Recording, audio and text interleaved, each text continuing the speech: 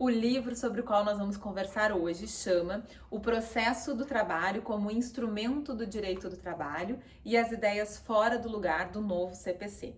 Esse livro eu escrevi junto com o Jorge Luiz Sotomayor, um amigo muito especial, um mentor, né? Alguém com quem eu sempre aprendo bastante e que me faz acreditar que não é possível desistir dessa nossa luta, por vezes ingrata, especialmente, né, no momento presente, pela efetividade dos direitos sociais e, inclusive, pelo reconhecimento da centralidade do direito do trabalho, especialmente uma sociedade capitalista como a nossa. A gente fez esse livro logo que o CPC foi lançado, né? O CPC de 2015.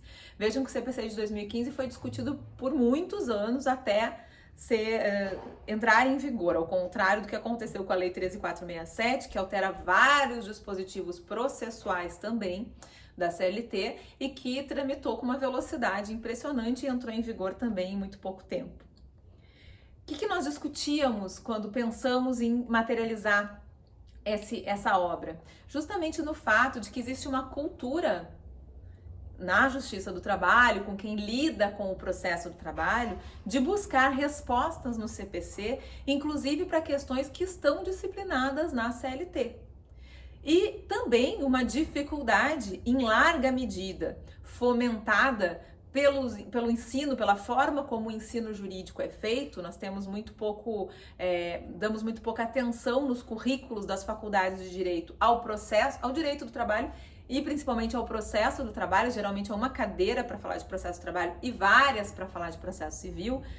Então nós acabamos criando ou consolidando uma cultura de menos-valia para o processo do trabalho, como se o processo do trabalho fosse um processo pior, fosse um processo não científico, ou que não deve ser levado em consideração, que o verdadeiro processo seria o processo civil. E isso tem consequências práticas muito importantes. Eu vou até lembrar algumas com vocês, algumas práticas jurídicas e judiciárias, enfim, que simplesmente ignoram o texto da CLT e aplicam regras do CPC.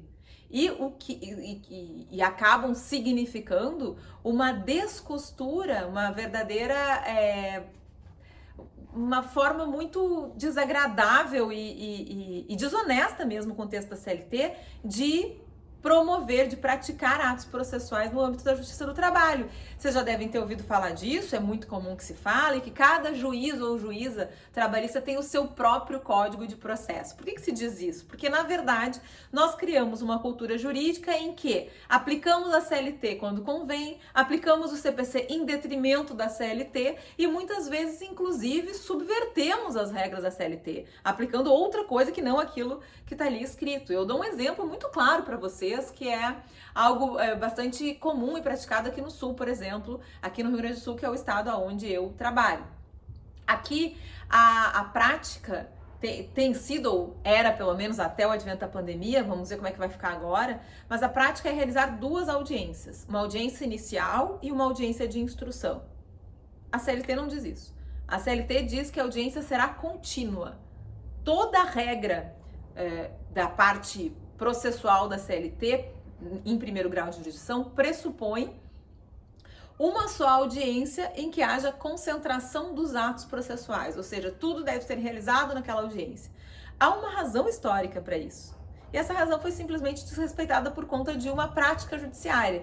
Que tudo bem, não tem problema em princípio essa prática judiciária de cindir, até porque a própria CLT diz lá que quando necessário o juiz pode suspender a audiência e determinar a próxima pauta desimpedida para continuar a mesma audiência. Então, regra geral, uma audiência única e em casos excepcionais o juiz pode suspender e depois seguir.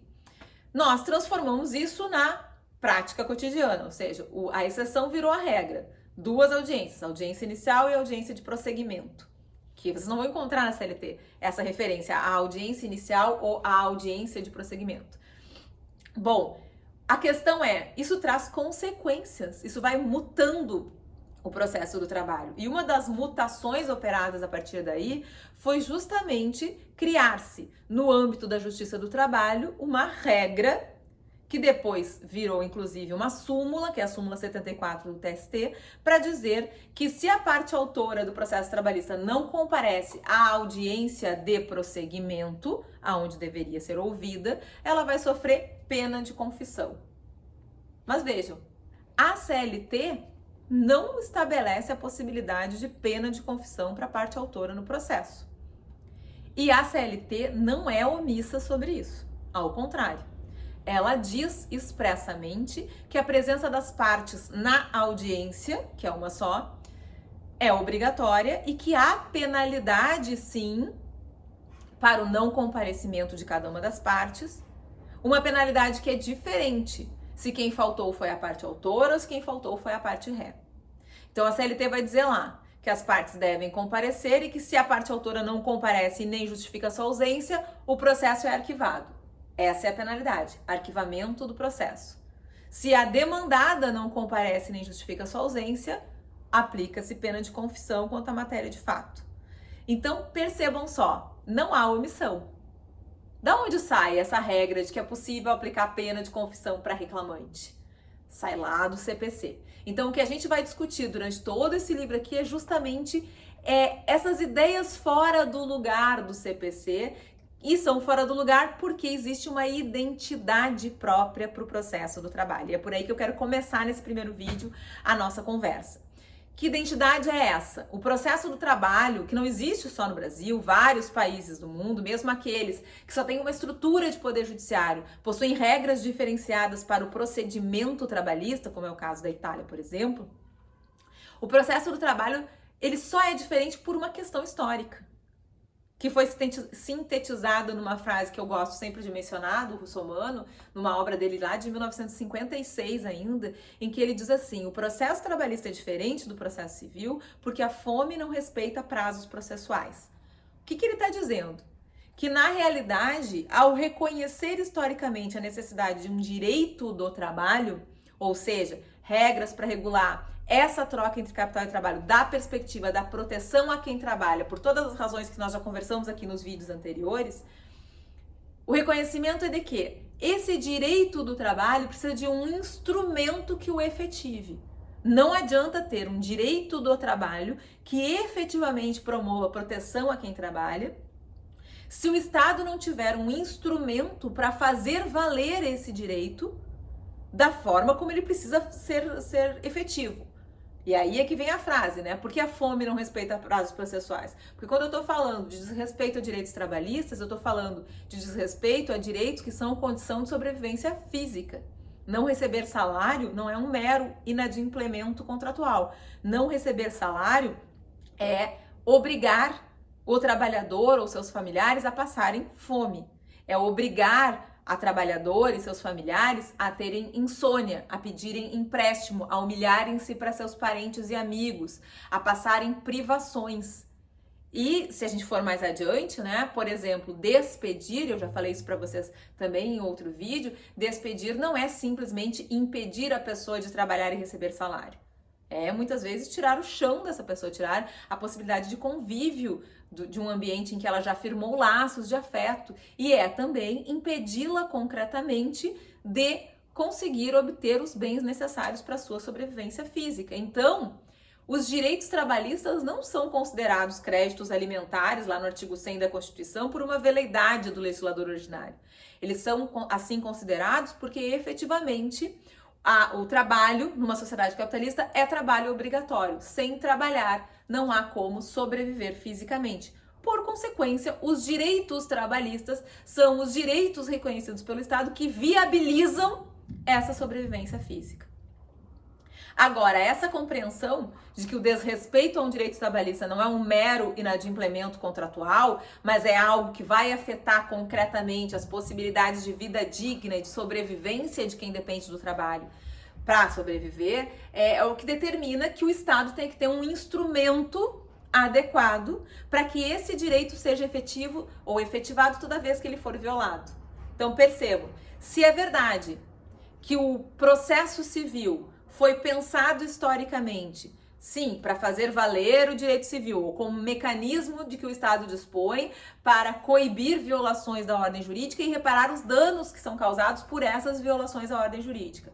O processo civil vem inscrito dentro de uma matriz liberal em que o pressuposto, o fundamento, o princípio é o da igualdade entre as partes. Então, o Estado vem e vai intervir para corrigir ou para reparar as violações que forem feitas à ordem jurídica, mas num pressuposto de que as partes estão em situação de igualdade, que, portanto, essa intervenção estatal não é necessariamente urgente. E mais, se nós formos mais a fundo, não é o objeto da nossa conversa aqui hoje, mas se nós formos mais a fundo, nós vamos perceber que nessa inscrição liberal que está na matriz do processo civil, está uma ideia muito clara de proteção ao patrimônio. O processo civil é todo pensado para garantir, através do Estado, não apenas e nem principalmente que se coíbam violações ou se reparem danos por violações à ordem jurídica, mas, sobretudo, que o patrimônio não mude de mãos.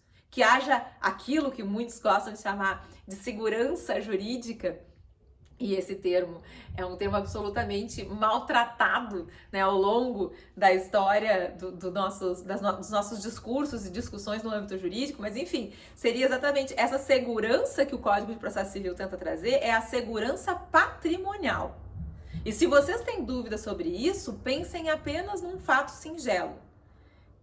Nós temos um Estado que constrói um conjunto de regras jurídicas, diz que todo mundo tem que obedecer à lei e que desobedecer à lei é violar a ordem jurídica.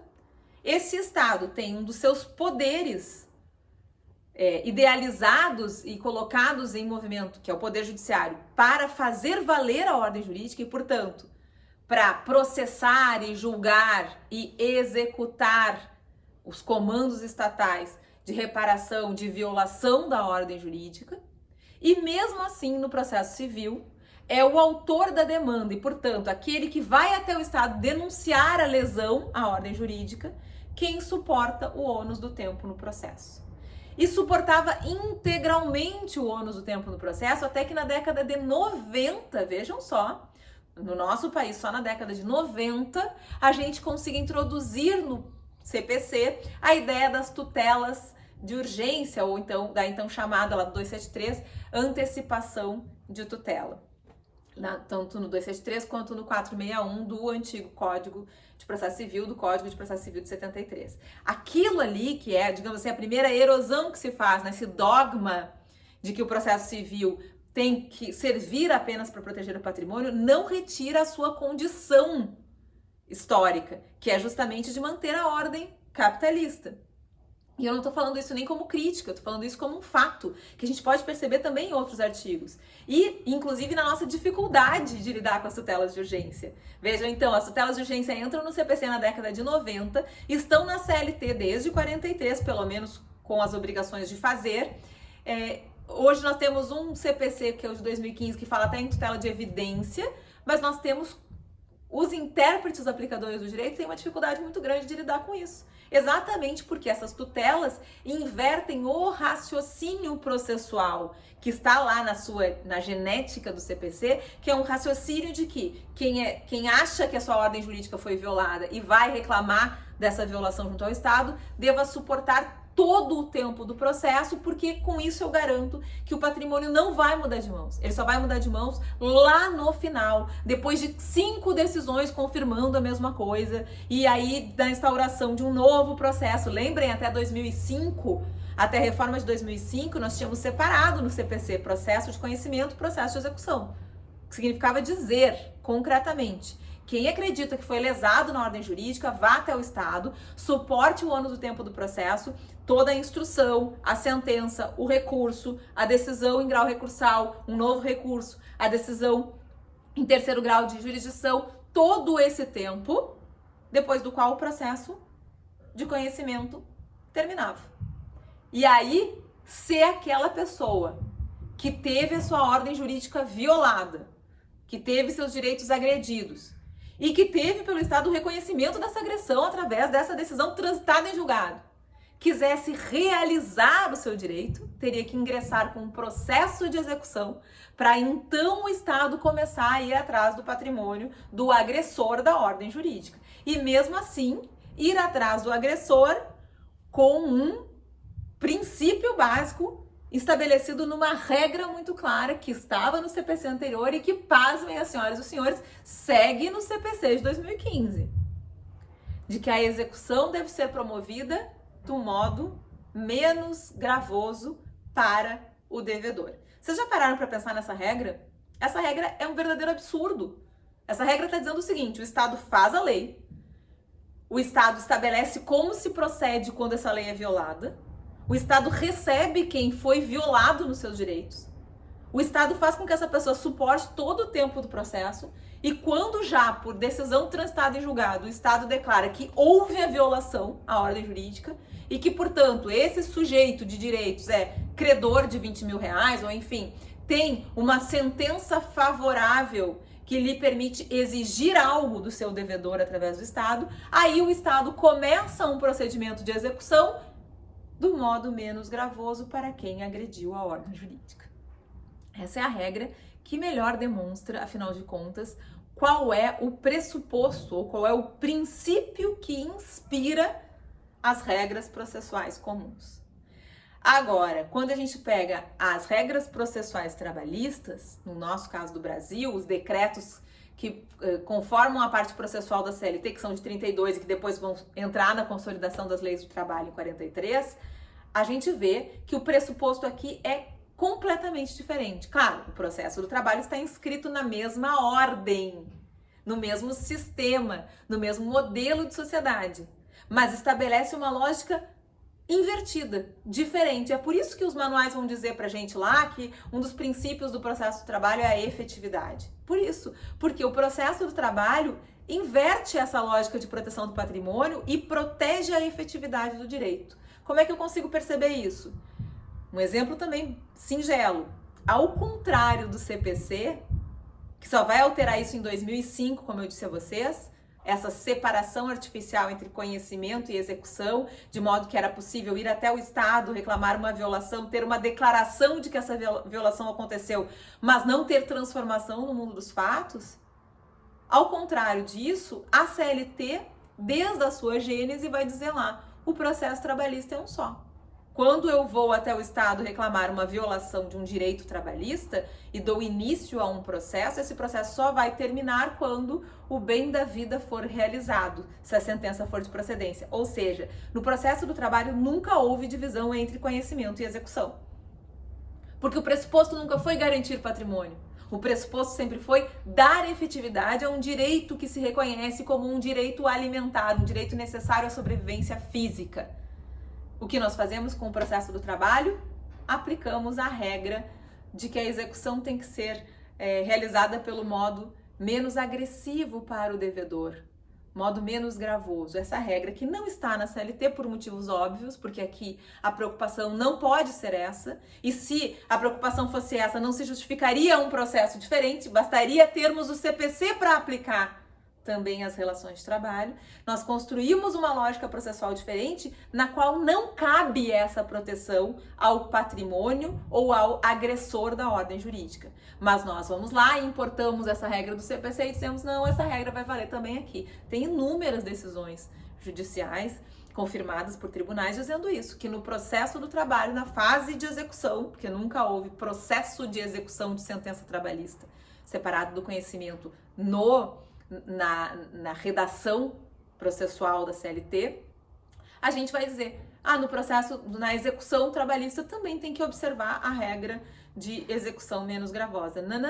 Não tem que. Nós temos um processo diferente exatamente por isso. Então, com tudo isso, eu tô querendo dizer para vocês que, geneticamente, o processo do trabalho surge justamente para ser esse processo simples, abreviado, em que o juiz tem um contato maior com as partes e, por isso, a presença das partes é fundamental em audiência, em que o direito precisa se realizar logo, porque a fome não respeita prazos processuais. Então, esse primeiro vídeo eu até vou encerrar referindo para vocês uma discussão que se teve na época da contra-reforma da Lei 13.467. Muita gente crítica a reforma dizia, mas tem uma regra boa, que foi inclusive aplaudida pela advocacia trabalhista, e eu compreendo por quê. Porque nós vivemos sempre com uma carga de trabalho muito superior à nossa capacidade. Que é a tal da regra que estabeleceu que os prazos na Justiça do Trabalho também se contariam em dias úteis e não mais de forma seguida como era a previsão original da CLT. Só que vejam só, essa regra comemorada como uma regra positiva dentro de todo aquele horror do desmanche da Lei 13.467, não, na verdade vai contra a genética do processo do trabalho, que é de ser um processo mais rápido, simples e efetivo. Porque, e aí a frase do Romano volta, né, do Russomano, desculpa, volta na nossa mente. Se a fome não respeita prazos processuais, abreviar esses prazos também é algo que caracteriza o processo do trabalho. Então, os prazos não eram só em dias úteis, porque o processo do trabalho não pode ter a lentidão que caracteriza o processo civil. E não porque o tempo seja em si um problema. Muitas vezes o tempo é necessário, inclusive, para amadurecer, para colher provas e para ter uma decisão mais embasada. Mas porque neste tipo de procedimento, que é o procedimento trabalhista, o tempo é determinante, porque o direito que está sendo ali discutido é um direito alimentar, é um direito que pode significar indigência, que pode significar morte por sua supressão, ou que pode, sendo alcançado em tempo, significar possibilidade de sobrevivência digna para quem está ali reivindicando a correção de uma lesão à ordem jurídica praticada. Então, eu vou fazer mais um vídeo ainda com vocês sobre esse livro. Vocês viram que eu me empolgo, né? Não vou esgotar, obviamente, o que tá ali, mas vou dar pincelada sobre alguns assuntos que nós tratamos no livro, alguns assuntos pontuais, processuais, e até fazer link, né, com as alterações que aconteceram depois na reforma de 2017, que não estão ali, porque o livro é de 2015, mas que revelam essa nossa dificuldade de compreender que o processo trabalhista é diferente, sim, e que é assim que ele tem que ser aplicado. E que em muitos aspectos, como nesse, por exemplo, de não dividir conhecimento e execução, ele já nasce muito mais avançado do que o CPC. O CPC tenta caminhar, especialmente na reforma de 2005, para o lado da CLT em vários aspectos. Por quê? Porque a CLT não é uma velha senhora a ser descartada, ao contrário, porque as regras processuais da CLT são atuais e muito mais dinâmicas e ajustadas a essa ideia de um procedimento que precisa ser breve, simplificado e eficaz. Tá bem, gente? Hoje a gente fica por aqui. Até o próximo vídeo.